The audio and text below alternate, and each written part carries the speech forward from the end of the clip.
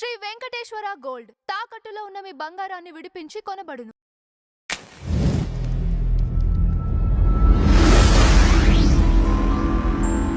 Madam నమస్కారం. నమస్తే అండి. మేడం ఈ వారము 'ధురంధర్ 2' అలానే 'ఉస్తాద్ భగత్ సింగ్' 2 సినిమాలు బాక్స్ ఆఫీస్ దగ్గర పోటీ పడుతున్నాయి. ఏ సినిమా కలెక్షన్స్ ఎలా ఉన్నాయి? వెయిట్ రిజల్ట్ ఎలా ఉందంటారు? అంటే ఇది పోల్చలేమండి. ఎందుకంటే 'ఉస్తాద్ భగత్ సింగ్' వచ్చి మనకి తెలుగు రాష్ట్రాల్లో విడుదలైంది.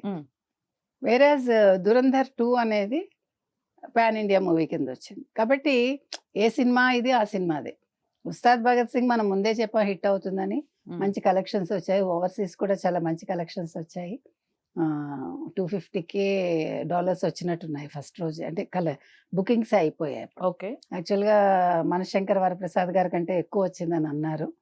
సో అదొక సంతోషకరమైన విషయం. అందులో పవన్ కళ్యాణ్కి ఏమైందంటే ఆయన ఉప ముఖ్యమంత్రి అయ్యాక ఇది 2వ సినిమా అనుకుంటా రిలీజ్ అయింది. దీనికోసం చాలా ఫ్యాన్స్ ఎదురు చూశారు. సో అందుకని వాళ్ళకి పండగ లాగానే ఉండింది. మంచి టాక్ తెచ్చుకుంది. కలెక్షన్స్ బాగానే ఉన్నాయి అన్నారు. ఈజీగా 150 నుంచి 200 కోట్లు వస్తుందని అంటున్నారు. ఓకే. 250 వస్తే సేఫ్లో ఉంటారు వాళ్ళు. సో మరి వస్తుందనే అనుకుందాం మనం.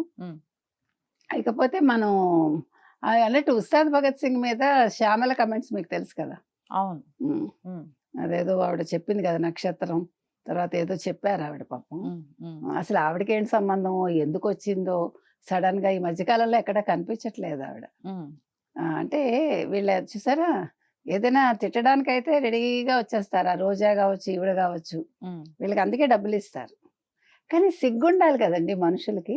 నేనంట మీరు ఒక పార్టీని ప్రేమించడం తప్పు కాదు, ఒక పార్టీలో ఉండడం తప్పు కాదు, పార్టీ అధినేతని ఇష్టపడడం తప్పు కాదు, అది నేను తప్పన్నాను. కానీ మనం ఏం మాట్లాడుతున్నాము, అసలు సందర్భం ఏంటి, అసలు మనం ఇలా మాట్లాడచ్చా, మనకు స్టేచర్ ఉందా లేదా, నన్ను నేను దిగజార్చుకుంటున్నానా, ఒక్కసారి ప్రజల్లోకి వెళ్తే అర్థమవుతుంది. ఇంకొక 10 ఏళ్ల తర్వాత వీళ్ళని అసలు నామరూపాలు ఉంటాయి వీళ్ళకి. అసలు మాటకు చెప్తున్నా, డబ్బు ఒకటే జీవితం కాదు కదండి. ఆవిడ ఎందుకు వచ్చి మాట్లాడిందో అది కూడా పవన్ కళ్యాణ్ గురించి. అందులో ఒక డైలాగ్ ఉంది, ఆ డైలాగ్కి ఇవిడ ప్యారడీ. మీ బతికే ప్యారడీ కాకుండా చూసుకోమంటాను, అవునా. ఇకపోతే 'ధురంధర్ 2' ఇది 3వ సినిమా అతనికి. అసలు ఏంటండి ఇంత అద్భుతంగా, ఆదిత్య ధర్ ఎక్సలెంట్. అసలు ఓకే. మాటలు లేవు, మాట్లాడుకోవడాలు లేవు, చూడడమే. 4 గంటల సినిమా. లెఫ్టిస్టులు కూడా అసలు ఎలా గడిచిపోయిందో తెలియలేదన్నారు తెలుసా మీకు. అసలు ఎక్కడ బోర్ కొట్టకుండా 4 గంటలు ఒక సినిమా కూర్చోపెట్టడం అంటే no director can do that. ఇవాళ ఆదిత్య ధర్ని మించిన డైరెక్టర్ లేడేమో 100%. ఇప్పుడు చాలా చిత్రం అండి. ఎంత చక్కగా కూల్గా వచ్చాడు, ఎక్కడ హైప్ లేదు, టికెట్లు పెంచడం లేదు, పెద్ద పబ్లిసిటీ లేదు, అలా కూల్గా వచ్చి కూల్గా దాన్ని హిట్ చేసుకుని వెళ్ళిపోతున్నాడు. 'ధురంధర్' అంతే 1000 కోట్ల పైన, ఇది 2000 కోట్లు దాటిపోతుంది అంటున్నారు. సంతోషించాలి మనం. కొంతమంది లెఫ్ట్లు గతంలో అన్నారు, మీరు ఒక రైటిస్టులు, మీరు ఒక సబ్జెక్ట్ తీసుకుని చేసి చూడండి అని. ఛాలెంజ్. ఇంకో సంగతి తెలుసా మీకు, అందులో 'జై భారత్' అని ఒక డైలాగ్ ఉంది. దాని మీద కొత్తగా కాంట్రవర్సీ ఏంటంటే, మీరు బీజేపీ ఇది అంటే వాళ్ళు భారతీయులు కాదు, వాళ్ళు 'జై భారత్' అని అనరు, వందే మాతరం పాడదెవడు. అర్థమైందా మీకు. అంటే ప్రతి దాంట్లోంచి ఒక నెగిటివ్ కోణం తీయాలి.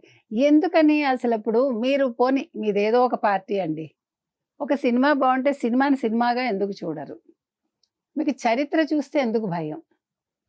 ఇవాళ చరిత్రని ఆయన మన కళ్ళ ముందు నిలిపితే మీరు ఎందుకు తట్టుకోలేకపోతున్నారు.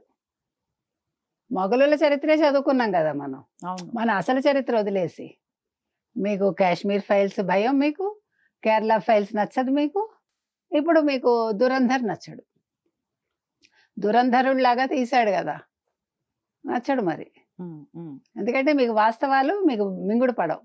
ఏంటి మేడం, అంటే ఇంత బజ్ చూసిన తర్వాత ఈ సిరీస్ ని ఇలానే కంటిన్యూ చేసే అవకాశం ఏమన్నా ఉందా? ఖచ్చితంగా 'ధురంధర్ 3' తీయాలండి. తీస్తాడనే అనుకుంటున్నాను. అతను చిన్నవాడే, డెఫినెట్గా తీయాలి. ఇంకా అంటే చరిత్రని ఇంకా తవ్వాలి అతను. తవ్వి చరిత్రలో ఉండే విషయాలని, ప్రజలకు ఏవైతే తెలియలేదో వాటిని ప్రొజెక్ట్ చేయాలి. ఇంకో విషయం తెలుసా మీకు, మహారాష్ట్రలో ముంబైలో దురంధర్ థియేటర్లో అక్కడికి హిందూవాదులు వచ్చి వాళ్ళ చేత ప్లెడ్జ్ చేయించారు, మేము ముస్లిమ్స్ దగ్గర ఏ వస్తువులు కొనమని. అవును. దాని మీద ఇవాళ ఎంఐఎం అసదుద్దీన్ ఓవైసీ మరి మీరు గల్ఫ్ కంట్రీల నుంచి చమురు కొనుక్కోవడం మానేస్తారా అని అడిగాడు. అవును. ఇక్కడ ఒక్క పాయింట్ మాత్రం నేను అసదుద్దీన్ ఓవైసీ గారిని అడుగుతా. ఏంటంటే వాళ్ళు ఏం చెప్తారంటే మీరు హిందువుల దగ్గర ఏం కొనకూడదు, హిందూ బిచ్చగాళ్ళకి డబ్బులు వేయకూడదు, కాఫీర్లకు వేయకూడదు. ఉమ్. మరి అవి చెప్పచ్చా? మరి మీరు చెప్తున్నారుగా. కానీ మీ సామాన్లు కొనేది హిందువులే. ఇవాళ మీరు బతుకుతున్నది హిందువుల సొమ్ము మీద. మరి మీరు అలా ఎందుకు చెప్తారు? మీరు అది మానేసిన రోజు వీళ్ళు ఇది మానేస్తారు. ఉమ్, ఉమ్. నేను ఇలా మాట్లాడడం కరెక్ట్ అని అంటలే, ఎవరు మాట్లాడినా తప్పే. మనం ముస్లిమ్స్ అనకూడదు, అలాగే ముస్లిమ్స్ హిందువులను అనకూడదు. నేను ఒప్పుకోను. కానీ మీకు న్యాయం అనేది సమన్యాయం ఉండాలంట ఉమ్. కదా, అంతవరకు. Right. Thank you. Thank you.